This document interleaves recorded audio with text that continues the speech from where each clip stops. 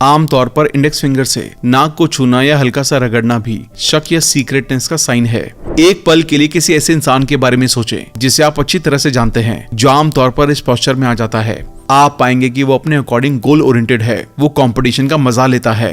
अगर आप दूसरे के हाव भाव और फीलिंग्स को नहीं पहचानते हैं तो ये एक मुश्किल का कारण बन सकती है। आपके बच्चे, एम्प्लॉइज, बॉस, कस्टमर या किसी अनजान इंसान के ये बेसिक बॉडी लैंग्वेज साइन आपको पता होनी चाहिए, क्योंकि इससे आप उनके साथ खुलकर बात कर सकेंगे और लोग आपके साथ अच्छी तरह से जुड़ सकेंगे। लोग जानबूझकर अपनी बात छिपाना चाहते हैं। वो अपने हाथों को अपने मुंह पर रखकर लिसनर से 6 से 12 इंच की दूरी पर बात करते हैं। ये सिग्नल है कि वो नर्वस हैं। एक हाथ को पीठ के पीछे पकड़ना और कसकर दबाना, जबकि दूसरे हाथ से कलाई या आर्म को पकड़ना सेल्फ कंट्रोल का एक नॉर्मल तरीका है। बॉडी लैंग्वेज एक बहुत ही पावरफुल टूल है। हमारे पास बोलने से भी पहले बॉडी लैंग्वेज थी और एक कन्वर्सेशन में आप 80% चीजें बॉडी लैंग्वेज से समझते हैं, वर्ड से नहीं। हेलो दोस्तों, रीड अ बुक्स क्लब में आपका फिर से स्वागत है। इस वीडियो में हम book read people like a book के बारे में सीखेंगे, जिसे पैट्रिक किंग ने लिखा है। इसमें लोगों की बॉडी लैंग्वेज से उनके बिहेवियर के बारे में जानने में हेल्प मिलेगी। ये बुक ह्यूमन साइकोलॉजी और नेचर को समझने के बारे में अच्छी गाइड है। इससे आप अपने डेली लाइफ के छोटे छोटे सिग्नल के जरिए अपनी और दूसरों की मेंटालिटी को समझेंगे। Patrick king international best seller author और सोशल स्किल कोच हैं। उनकी लर्निंग इतनी प्रैक्टिकल इसलिए है क्योंकि वो इसे scientific research, academic experience, coaching और रियल लाइफ एक्सपीरियंस के अलग अलग सोर्सेज की हेल्प से लिखते हैं। लोगों को रीड करने की आर्ट सच में ह्यूमन नेचर को समझने के लिए जरूरी आर्ट है। इसे एक चीट कोड की तरह समझें, जो आपको लोगों के उन एक्शंस और वर्ड्स को देखने में हेल्प करेगा जो वो सच में करते हैं और कहते हैं। बुक को आसानी से समझाने के लिए हमने इसके इंपॉर्टेंट लेसन्स को 13 चैप्टर में डिस्कस किया है, जिसमें इस बुक की सभी बारीक डिटेल कवर की जाएंगी। लेकिन इससे पहले कि आप इस वीडियो में खो जाएं, अगर आप हमारे चैनल पर पहली बार आए हैं तो चैनल को सब्सक्राइब करना ना भूलें। कई बार हमारी वीडियो थोड़ी लंबी हो सकती है क्योंकि हम वीडियो और बुक के कंटेंट पे कभी भी कॉम्प्रोमाइज नहीं करते, इसलिए वीडियो को एंड तक देखना बहुत जरूरी है। तो चलिए फिर शुरू करते हैं। ओपननेस के साइन से आपको झूठे और सच्चे इंसान को पहचानने में हेल्प मिलेगी। ऐसे कई साइन हैं जो ओपननेस को दिखाते हैं। इनमें से पहला है खुले हाथ। एक ऐसी फीलिंग जिसे हम में से ज्यादातर लोग आसानी से ईमानदारी और खुलेपन के साथ जोड़ते हैं, वो है खुले हाथ। जब लोग बहुत निराश हो जाते हैं तो वो अपने खुले हाथ अपनी चेस्ट पर रखते हैं और इस तरह के जेस्चर करते हैं, आप मुझसे क्या चाहते हैं। इसके अलावा कंधे उचकाने की पोजीशन के साथ खुले हाथ, जिसमें हथेलियां ऊपर की तरफ भी होती हैं। लोग इस पोजीशन का इस्तेमाल कई एक्सप्रेसिव तरीके से करते हैं, न सिर्फ अपनी सच्ची फीलिंग को दिखाने के लिए, बल्कि सामने वाले के बोलने से पहले ही कैरेक्टर को दिखाने के लिए इसका इस्तेमाल करते हैं। बच्चों को देखें, जब उन्हें अपनी अचीवमेंट पर गर्व होता है तो खुलेआम हाथ दिखाते हैं, लेकिन जब वो किसी सिचुएशन के बारे में गिल्टी और सस्पेक्टेड महसूस करते हैं तो वो अपने हाथ या तो अपनी जेब में या अपनी पीठ के पीछे छुपा लेते हैं। अगला सिंबल है कोट खोलना। जो लोग आपके लिए ओपन या फ्रेंडली होते हैं वो अक्सर आपकी प्रेजेंस में अपने कोट के बटन खोलते हैं, यहाँ तक कि उसे उतार भी देते हैं। ऑथर के एक रिसर्च में एक मीटिंग की एक वीडियो टेप रिकॉर्ड की गई, जिसमें पाया गया कि जिनके कोट के बटन खुले हुए थे उनके एग्रीमेंट के ज्यादा चांसेस थे। जिसने अभी अभी अपना मन आपकी बातों से एग्री होने के लिए बदला है, वो अपनी बाहें फैलाकर अपने कोट के बटन खोल लेगा। उसे उसी पोस्चर में रखने से आपके म्यूचुअल पर्पस ज्यादा आसानी से हासिल किए जा सकते हैं। कई बार जब बातचीत अच्छी चल रही थी तो आपने एक साथ आने का साइन नोटिस किया होगा, जिसमें ग्रुप में बैठा पर्सन अपने कोट के बटन खोलता है, अपने पैरों को खोलता है और कुर्सी के किनारे की तरफ डेस्क या टेबल के करीब जाता है। ये सिग्नल ज्यादातर मामलों में वर्बल बातचीत के दौरान होता है, जो आपसी एग्रीमेंट, सॉल्यूशन या आमतौर पर दोनों की जरूरतों के लिए मिलकर काम करने के पॉजिटिव एक्सप्रेशन को दिखाता है। डिफेंसिवनेस। अपने हाथों को चेस्ट पर क्रॉस किए हुए एम्पायर के साइन को हर प्लेयर जानता है। इसमें रेफरी ये कहना चाहता है कि वो अपने फैसले को डिफेंड करने के लिए तैयार है, यानी कि इस बारे में दूसरे रेफरी से बात की जाए। इसके अलावा अपने डिफेंसिव जेस्चर के रूप में हाथ को चेस्ट पर क्रॉस करके प्लेयर को ये जेस्चर देता है कि आपने बहुत ज्यादा बहस की है, इसलिए मैं इसमें नहीं पढ़ना चाहता। क्रॉस आर्म पोजीशन हमारी डेली लाइफ में नॉर्मल है और डिफेंसिवनेस को दिखाने के लिए दुनिया भर में इसका इस्तेमाल किया जाता है। बहुत छोटे बच्चे अपने पेरेंट्स के इंस्ट्रक्शन को इग्नोर करते टाइम अपनी बाहें क्रॉस कर लेते हैं। इस पोजीशन में लोग किसी अचानक हमले या किसी फिक्स चीज के अपोजिट अपना माइंडसेट बनाने की कोशिश करते हैं। ऑथर के रिसर्च किए गए सभी सिग्नल में से ये जेस्चर समझने में सबसे आसान है। ये एक ऐसा जेस्चर भी है जो दूसरों के बिहेवियर को इन्फ्लुएंस करता है। 4 या ज्यादा लोगों के ग्रुप में आप डिफेंसिव पोजीशन में अपनी बाहों को क्रॉस करके पूरे ग्रुप को इन्फ्लुएंस कर सकते हैं। इस फीलिंग को न सिर्फ सुनते टाइम बल्कि बोलते टाइम भी बनाए रखें और ध्यान दें कि ग्रुप के दूसरे लोग कितनी जल्दी आपकी पोजीशन को फॉलो करते हैं। एक बार जब उनमें से 2 लोग इस पोस्चर को अडॉप्ट कर लेते हैं और उस पर कायम रहते हैं तो दूसरे मेंबर भी इन्फ्लुएंस होते हैं। ऐसा करके आपके लिए ग्रुप को छोटे सब ग्रुप्स में बांटना या उन लोगों से अपनी बात मनवाना आसान होगा। अनफॉर्चुनेटली बहुत से लोग इस बात से अनजान होते हैं कि जब सामने वाला इंसान अपनी बाहों को क्रॉस करता है तो वो सिग्नल दे रहा है कि वो डिफेंसिव हो गया है। जिन्हें ये पता नहीं होता वो लोग डिफेंसिव पर्सन से जुड़कर उसकी फीलिंग को बाहर लाने और ये पता लगाने के बजाय कि उसकी क्या जरूरतें हैं, अपनी उसी बात को जारी रखते हैं, जिसके कारण दूसरा इंसान पहले डिफेंसिव हो गया था। जिससे अक्सर डिफेंसिव पर्सन आपकी बातों के लिए अपनी माइंड को क्लोज करने लगता है और आप जो भी कह रहे हैं उसे डिनाई करता है। इसलिए जब आप अपने सामने वाले को ऐसा करते हुए देखें तो उससे जो बात कर रहे हैं या जिस तरह से बिहेव कर रहे हैं उस बारे में दोबारा सोचें और जहां जरूरत हो बदलने की कोशिश करें। इवैल्यूएशन। जब इंसान ऐसी पोजीशन में होता है तो किसी प्रॉब्लम को सॉल्व करने में पूरी तरह से खोया होता है। जो लोग गाल पर हाथ रखकर एक थिंकर की तरह पोस्चर बनाते हैं वो किसी तरह के ध्यान में शामिल होते हैं जिसमें कभी कभी उनकी आंखें हल्की हल्की झपकने लगती हैं। इससे वो अपने चेहरे पर हाथ लाते हैं, अपनी चिन को हथेली में रखते हैं और अपने इंडेक्स फिंगर को अपने गाल पर लाते हैं। बाकी उंगलियां मुंह के नीचे रहती हैं। इसमें बोलने वाले के लिए उनका थॉट पैटर्न नेगेटिव होता है, तो आपका काम उनके इवैल्यूएशन को इंटरेस्ट में बदलना है। अगला साइन है सिर्फ थोड़ा सा झुकाकर सोचना। चार्ल्स डार्विन ने अपनी स्टडीज में देखा कि जानवर और इंसान जब भी कोई ऐसी बात सुनते हैं जिसमें उनका इंटरेस्ट होता है तो वो अपना सिर झुका लेते हैं। बहुत कम उम्र से फीमेल्स आसानी से इस साइन की इंपॉर्टेंस को समझती हैं। ये ध्यान से सुनने का सिग्नल है। जिस आदमी को वो इन्फ्लुएंस करना चाहती हैं उसके साथ बातचीत करते टाइम वो इसका इस्तेमाल करती हैं। एक बार जब स्पीकर को इस फीलिंग के बारे में पता चल जाता है तो वो अपनी ऑडियंस के साथ ज्यादा पॉजिटिव तरीके से जुड़ सकता है और इससे ये अंदाजा लगा सकता है कि उसकी इन्फॉर्मेशन कितनी अच्छी तरह से पहुंच रही है। ये स्पेशली तब हेल्पफुल होता है जब स्पीकर बहुत कम टाइम में बहुत ज्यादा इन्फॉर्मेशन को कवर करना चाहता हो, लेकिन जब ये ओवरलोड होने लगता है तो लिसनर एक्स्ट्रा इन्फॉर्मेशन के लिए अपना डिसइंटरेस्ट दिखाते हैं। इसमें बॉडी पोस्चर बदल जाते हैं। सिर झुकने के बजाय सीधा हो जाता है, पीठ सीधी हो जाती है और फिर झुक जाती है। छत पर, घड़ियों पर और दूसरी चीजों पर नजर जाने लगती है और कुछ लोग अपनी बॉडी को इस तरह से रखना शुरू कर देते हैं कि वो बाहर निकलने की तरफ जेस्चर कर रहे हों। अगर बातचीत इस लेवल तक पहुंच गई है तो स्पीकर होने के नाते आपको ये समझना चाहिए कि वो नॉन वर्बली आपको रुकने का सिग्नल दे रहे हैं। Suspicion and secretiveness. पैर या पूरी बॉडी को एग्जिट की तरफ रखना इसका साइन है। कई बार आप देखेंगे कि अचानक कोई अपनी बॉडी को इस तरह झुकाकर बैठ गया है कि उसके पैर दरवाजे की तरफ हैं। ये जेस्चर एक क्लियर साइन है कि वो मीटिंग, बातचीत या जो कुछ भी चल रहा है उसे खत्म करना चाहता है। उसकी बॉडी का बदलना आपको बता रहा है कि वो जाना चाहते हैं, लेकिन इसके लिए अवेयर होना एक बात है और इसके बारे में कुछ करना दूसरी बात है। या तो उसको अपनी तरफ मोड़ने और आगे की तरफ झुकाने के लिए कुछ अलग करें या उसे जाने दें। किसी ऐसे इंसान से बात करते रहना जो जाना चाहता है लॉन्ग टर्म में आपके लिए कोई फायदेमंद नहीं है। पब्लिक में आपसे मिलने वाले लोग भी ऐसे ही सिग्नल देते हैं। कभी कभी बातचीत के आखिरी घंटे के दौरान वो अपनी बॉडी को ऐसे पोस्चर में रखना शुरू कर देते हैं जैसे वो जाना चाहते हों। एक स्मार्ट होस्ट की तरह आपको इस सिग्नल को नोटिस करना चाहिए और ईमानदारी से कहें, देरी हो रही है। जब हम साथ होते हैं तो टाइम जल्दी बीत जाता है। ऐसा कहने पर आप देखेंगे कि आपके बोलने के बाद वो अपनी बॉडी को चेयर के किनारे की तरफ ले जाते हैं। ये एक और सपोर्टिव साइन है कि वो सच में मीटिंग से जाना चाहते हैं। आमतौर पर इंडेक्स फिंगर से नाक को छूना या हल्का सा रगड़ना भी शक या सीक्रेटनेस का साइन है।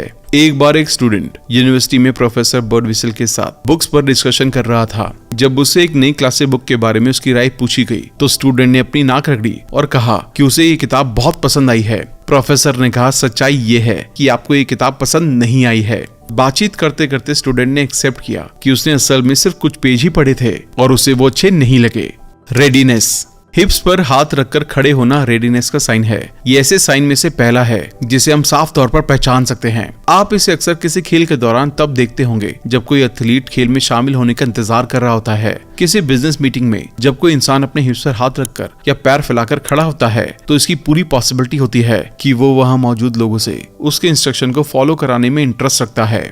इसके अलावा जब आप पूरे मोटिवेशन से किसी ऐसे गोल का पीछा कर रहे हो जिसे आप जरूरी मानते हैं तो अपने खुद के पोस्चर पर ध्यान देना। अक्सर आप भी ऐसे ही खड़े होते हैं। एक हाई अचीवर अक्सर ऐसा करता है क्योंकि इससे वो नॉन वर्बली किसी गोल के लिए अपने डेडिकेशन को दिखाता है।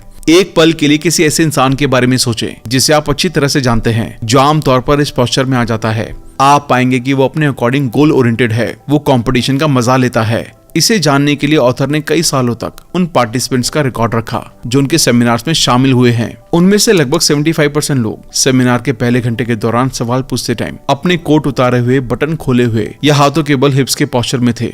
ये ऐसा पोस्चर है जिसमें सामने वाला ज्यादा कैपेबल होने की अपनी इच्छा एक्सप्रेस करता है। हालांकि ये एक पॉजिटिव साइन है, इसलिए आपकी तरफ से चिंता का कोई कारण नहीं है। और अगर आप भी एक गोल ओरिएंटेड पर्सन हैं तो आप उनके साथ आसानी से जुड़ सकते हैं और अपनी आइडियाज शेयर कर सकते हैं। इससे आपको मिलकर डिसाइड किए हुए गोल तक पहुंचने में हेल्प मिल सकती है। रेडीनेस का अगला साइन ये है, इसमें इंसान आमतौर पर कुर्सी के किनारे बैठना पसंद करता है। कई वीडियो टेप रिकॉर्डिंग में ऑथर ने देखा है कि कॉम्प्रोमाइज करने, हेल्प करने, खरीदने, एक्सेप्ट करने, एग्री करने या कंक्लूजन निकालने के लिए तैयार होने पर इंसान कुर्सी के किनारे की तरफ बढ़ जाता है। ये शो करता है कि वो इंसान पूरी तरह से एक्शन लेने के लिए तैयार है। याद रखें, आखिरी बार आपने जब कॉन्ट्रैक्ट पर सिग्नेचर किए थे, कुछ मिनट पहले आप शायद अपनी कुर्सी के किनारे पर बैठे थे।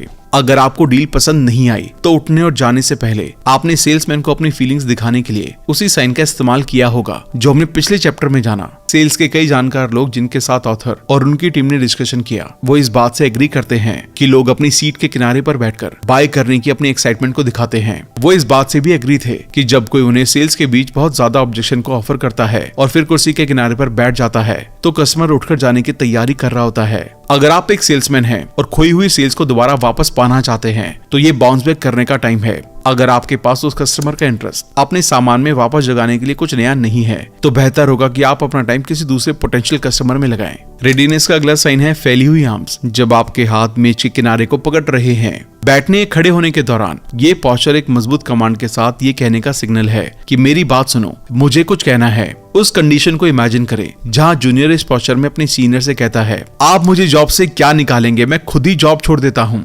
अगर आप दूसरे के हाव भाव और फीलिंग्स को नहीं पहचानते हैं तो ये एक मुश्किल का कारण बन सकती है। आपके बच्चे, एम्प्लॉइज, बॉस, कस्टमर या किसी अनजान इंसान के ये बेसिक बॉडी लैंग्वेज साइन आपको पता होने चाहिए, क्योंकि इससे आप उनके साथ खुलकर बात कर सकेंगे और लोग आपके साथ अच्छी तरह से जुड़ सकेंगे। लेकिन अगर आप अक्सर उनके नॉन वर्बल मैसेजेस से पूरी तरह से बेखबर होते हैं तो इसका रिजल्ट हमेशा एक इमोशनल उथल पुथल ही होगा जो रिलेशन में मुश्किलें पैदा कर सकता है। रीअश्योरेंस।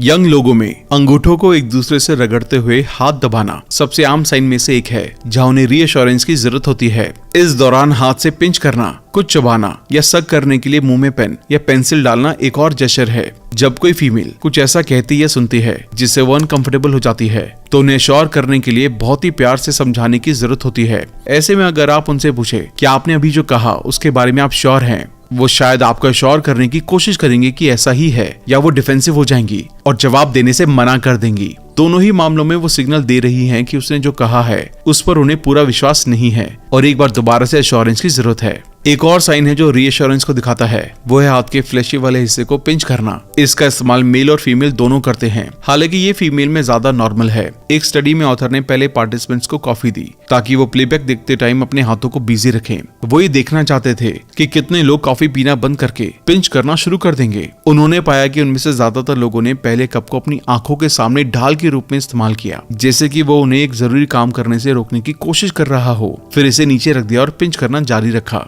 उंगलियों के अलग अलग साइन लोगों की चिंता या इंटरनल कॉन्फ्लिक्ट को एक्सप्रेस करते हैं। रीअश्योरेंस की जरूरत वाला एक बच्चा अपना अंगूठा चूसता है और एग्जाम के बारे में परेशान एक स्टूडेंट अपने नाखून काटता है और पेमेंट डेट के बारे में परेशान एक टैक्स पेयर अपनी क्यूटिकल्स को तब तक नोचता है जब तक उनमें दर्द ना हो जाए। कभी कभी स्टूडेंट और टैक्स पेयर उंगलियों की जगह पर दूसरी चीजों का इस्तेमाल करते हैं और काटने के साइन के लिए पेन और पेंसिल का इस्तेमाल करते हैं। जिन लोगों को प्लास्टिक, मेटल या लकड़ी का टेस्ट पसंद नहीं आता वो कागज या कपड़े का इस्तेमाल करना शुरू कर देते हैं। अगर आप ऐसे टाइम में जरूरत के अकॉर्डिंग एश्योरेंस दे सके तो अपने अपोनेंट को साथ किया जा सकता है। कॉपरेशन। इसमें आप जानेंगे कि जो लोग सच में हेल्प करना चाहते हैं वो अपनी इच्छा कैसे एक्सप्रेस करते हैं। ऑथर एक टीम मीटिंग का हिस्सा थे। इसमें शामिल इश्यूज थे patent right, equity position, royalty, research and development cost, customers, production और डिस्ट्रीब्यूटर्स को ज्यादा सेल्स के लिए मोटिवेट करना। जैसे ही बातचीत शुरू हुई, अपोनेंट टीम के मेंबर्स में से एक ने कुर्सी पर आगे की तरफ बैठकर पंजों पर पैर रखकर नॉन वर्बली ये जताना शुरू किया कि वो इसके लिए तैयार है। ऑथर की टीम के मेंबर ने उसकी बातों को ओपन माइंडेड होकर सुना और उसके ऑब्जेक्शन को अच्छी तरह से सेटिस्फाई किया। इससे वो पॉजिटिवली इन्फ्लुएंस हुए और वो उनकी टीम के लिए अच्छे सपोर्टर बन गए। उन्होंने दोनों पार्टी के कंसर्न को समझा और दोनों के फायदे के लिए ऐसा तरीका बताया जिससे दोनों का फायदा हो। कई बार आपके साथ ऐसा हुआ होगा जब आपको लगा कि कोई आपका सपोर्ट कर रहा है लेकिन अचानक कुछ गलत हो गया। वो आपको पहले नाम से बुला रहा था लेकिन अब उसने आपको फॉर्मली बुलाना शुरू कर दिया। उसकी मुस्कुराहट बदल सी गई और वो आपको नीचे की तरफ झुकी हुई आईब्रो से घूर रहा था। इस तरह के अचानक बदलाव से डील करने के लिए आपको शायद पूरी तरह से एम्बैरेस महसूस कराया होगा। रियलिटी में उसे आपकी कोई बात पसंद नहीं आई होगी। ऐसे में बेहतर ये है कि कॉपरेशन से रेसिस्टेंट की तरफ मुड़ने ही ना दे। इसके बजाय उनके हाव भाव को देखकर उनके रिस्पॉन्स पर नजर रखें। ये कुछ कोऑपरेटिव सिंबल हैं जिनसे आप ऐसा कर सकते हैं। कुर्सी के किनारे पर बैठकर ये कोऑपरेटिव सिंबल है कि आप जो कह रहे हैं उसमें सच में इंटरेस्टेड हैं। इसका एक एग्जांपल ये है कि एक बायर कॉन्ट्रैक्ट पर सिग्नेचर करने के लिए एक्साइटमेंट दिखाने के लिए अपना वजन कुर्सी के किनारे की तरफ बढ़ा लेता है। Face to face hand gesture दें, हाथों को क्रॉस करके ना बैठें, बल्कि हाथों को खुला रखें और बातचीत में जेस्चर के लिए इस्तेमाल करते रहें। कोट के बटन खोलें, ये जेस्चर न सिर्फ ये बताता है कि आप सामने वाले और उनके थॉट्स के लिए ओपन हैं, बल्कि वो जो आपसे कह रहे हैं उस पर भी आप ध्यान दे रहे हैं। झुका हुआ सिर, बीच बीच में सिर झुकाकर बात करने से ये शो होता है कि आप जितना साथ दे सकते हैं उतना देने के लिए तैयार हैं। आप उनकी बातों के लिए क्लोज माइंडेड नहीं हैं, बल्कि इंटरेस्ट ले रहे हैं। फ्रस्ट्रेशन, कसकर दबाए हुए हाथ फ्रस्ट्रेशन का साइन है। अपने सेमिनार में ऑथर ने बातचीत की एक वीडियो टेप रिकॉर्डिंग देखी, जिसमें पार्टिसिपेंट जब टेंशन में हो जाते हैं तो अपने हाथों को कसकर पकड़ लेते हैं। बातचीत के आखिरी हिस्से के दौरान वो मेज पर दोनों हाथ कसकर बैठे रहते हैं। उनकी बोली गई बातों और हाव भाव के बीच एक अलगाव सा दिखता है। इसका इस्तेमाल ये दिखाने के लिए भी किया जाता है कि कैसे कभी कभी हम जो बात कहते हैं लोग उसका कुछ और ही मतलब समझ रहे होते हैं, तो हम नॉन वर्बली ये बताने की कोशिश करते हैं कि मेरा कहने का मतलब क्या है। इस एग्जाम्पल में पार्टिसिपेंट को ये लग रहा है कि उनका अपोनेंट उन्हें मैं जीतता हूँ और तुम हारते हो इस तरह वाली बातचीत से उसकी इम्पोर्टेंस को कम करने की कोशिश कर रहा है। इसलिए वो अपने हाथों को दबा लेते हैं, अपने अपोनेंट को घूरते हैं, अपनी बॉडी को अटैक मोड में रखते हैं और अपने पैरों को क्रॉस करते हैं और ये कहने की कोशिश करते हैं कि मैं एक ओपन माइंडेड इंसान हूँ और इसे सॉल्व करना चाहता हूँ। उसके अपोनेंट को लगता है कि उसकी वर्बल कम्युनिकेशन उसके बिलीफ के अपोजिट है और जो कहा गया है उस पर भरोसा नहीं है। इससे उसे झूठा कॉन्फिडेंस मिलता है और वो बातचीत में जीत के लिए और भी ज्यादा कोशिश करके रिस्पॉन्स करता है। उसका ये तरीका खराब साबित होता है क्योंकि बढ़ी हुई एग्रेशन से सामने वाले का डर बढ़ जाता है। इस पॉइंट पर फ्रस्ट्रेटेड इंसान या तो बातचीत को खत्म कर देता है या बहुत गुस्सा हो जाता है, लेकिन सिचुएशन तब बिगड़ सकती है जब आप उसे इम्प्रूव करने के लिए कुछ भी पॉजिटिव नहीं करते। इस मामले में एक बार स्पीकर को या लिसनर को जिसे अटैकिंग माना गया था उसको सामने वाले के मन में मौजूद शक को दूर करने की कोशिश करनी चाहिए थी। जो लोग अपने हाथों को कसकर पकड़कर दूसरों को समझाने की कोशिश करते हैं उन्हें ज्यादा सक्सेस नहीं मिलती। ऐसे में आपको फ्रस्ट्रेटेड इंसान को तसल्ली और एश्योरेंस देने की जरूरत होती है ताकि किसी म्यूचुअल एग्रीमेंट तक पहुंचा जा सके। कॉन्फिडेंस, स्टीपल पोजीशन में बैठना। ये जेस्चर तब किया जाता है जब लोग अपनी उंगलियों को जोड़ते हैं और चर्च स्टीपल की तरह एक चीज बनाते हैं। इसका मतलब है कि आप कॉन्फिडेंट, सेटिस्फाइड और प्राउड महसूस कर रहे हैं। ये शो करता है कि आप जो कह रहे हैं उस पर आपको पूरा यकीन है। स्टिपलिंग दो तरह से होती है, ओपन और कन्वर्ट फॉर्म। फीमेल्स आमतौर पर कवर्ट फॉर्म और लोअर स्टिपलिंग जेस्चर का इस्तेमाल करती हैं। वो बैठते टाइम अपने हाथों को अपनी गोद में रखती हैं और खड़े होते टाइम अपनी उंगलियों को बेल्ट की जगह थोड़ा सा जोड़ लेती हैं। आप जितना ज्यादा इंपॉर्टेंट महसूस करते हैं उतना ही ऊपर अपने हाथों को रखते हैं। स्टिपलिंग का एक दूसरा तरीका है जब हाथों को ज्यादा नजदीक से जोड़ा जाता है। ये ज्यादा कॉन्फिडेंट होने का सिग्नल है। डेस्क पर पैर रखकर बैठना भी कॉन्फिडेंस दिखाने की निशानी है। जो लोग चीजों पर अपना पैर रखते हैं वो नॉन वर्बली डोमिनेंस और ओनरशिप को दिखाते हैं। ऐसा अक्सर बॉस करते हैं। कार ओनर्स को आपने अक्सर अपनी कार के बारे में किसी से बात करते टाइम अपनी कार को छूते और उसकी तरफ झुकते हुए देखा होगा। ये भी सिग्नल है कि वो अपनी गाड़ी पर ओनरशिप दिखा रहे हैं। इसके अलावा आपने अक्सर कपल्स को अपने पार्टनर की कमर के चारों तरफ हाथ रखते हुए देखा होगा। वो नॉन वर्बली ये कहना चाहते हैं या चाहती हैं कि उस इंसान पर सिर्फ मेरा राइट है और किसी का नहीं। ये जेस्चर न सिर्फ राइट बल्कि अपनेपन को भी दिखाता है। नर्वसनेस, लोग जानबूझकर अपनी बात छिपाना चाहते हैं। वो अपने हाथों को अपने मुंह पर रखकर लिसनर से 6 से 12 इंच की दूरी पर बात करते हैं। ये सिग्नल है कि वो नर्वस हैं। इसके अलावा नर्वसनेस में कभी कभी एक पर्सन अपनी कोहनियों को मेज या डेस्क पर रखता है और अपने फोरआर्म से एक पिरामिड बनाता है और दोनों हाथों को एक साथ सीधे अपने मुंह के सामने रखता है। वो न सिर्फ बात करते टाइम बल्कि सुनते टाइम भी ये पोस्चर रखता है। ऐसे लोग अपने सामने वाले के साथ बिल्ली और चूहे का खेल खेलते हैं। जब तक आप खुद से उनसे खुलकर बात नहीं करेंगे तब तक वो भी शर्म की वजह से खुलकर बात नहीं करेंगे। इसके अलावा बैठते टाइम पेंट खींचना भी नर्वसनेस की निशानी है। पेंट खींचने के साइन डिसीजन प्रोसेस से जुड़े हैं। जब किसी के दिमाग में कोई डिसीजन चल रहा होता है तो वो अपनी पेन को ज्यादा खींचता है और अपनी कुर्सी पर भी हिलने डुलने लगता है।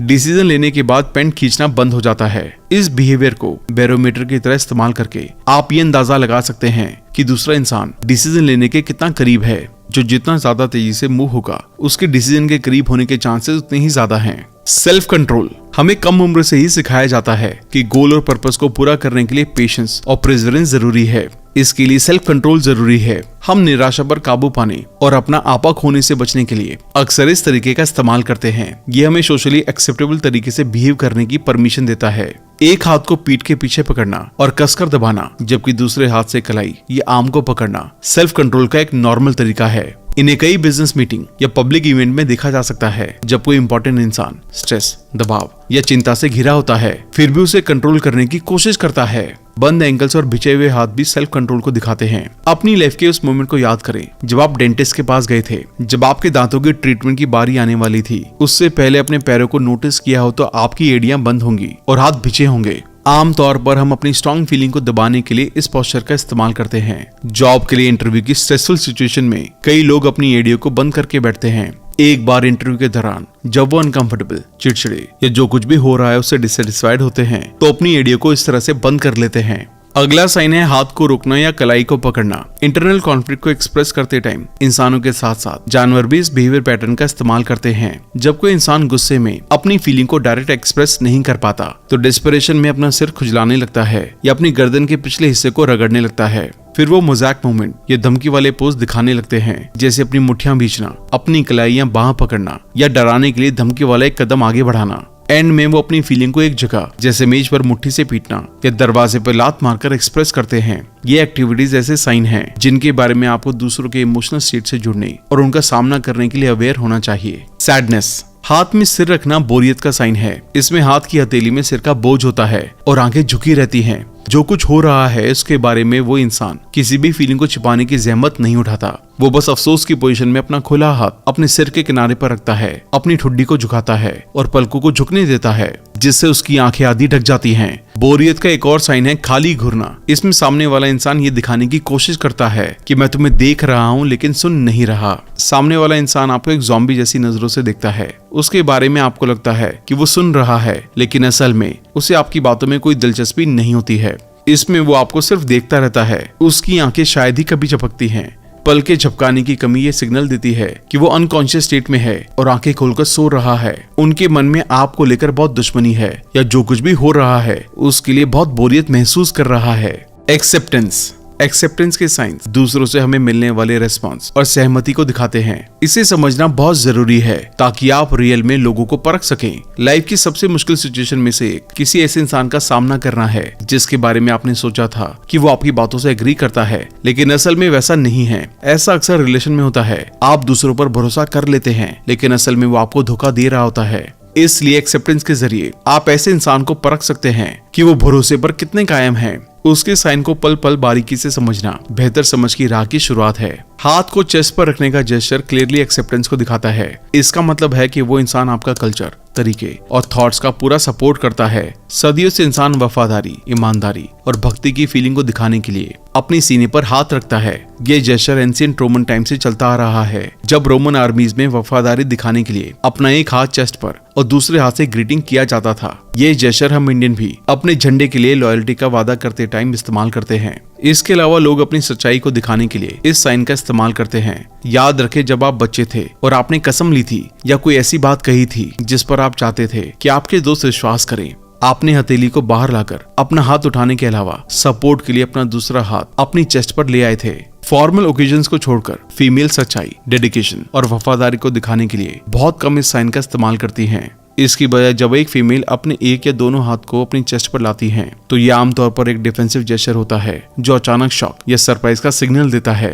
टच करना भी एक्सेप्टेंस का जेस्चर है।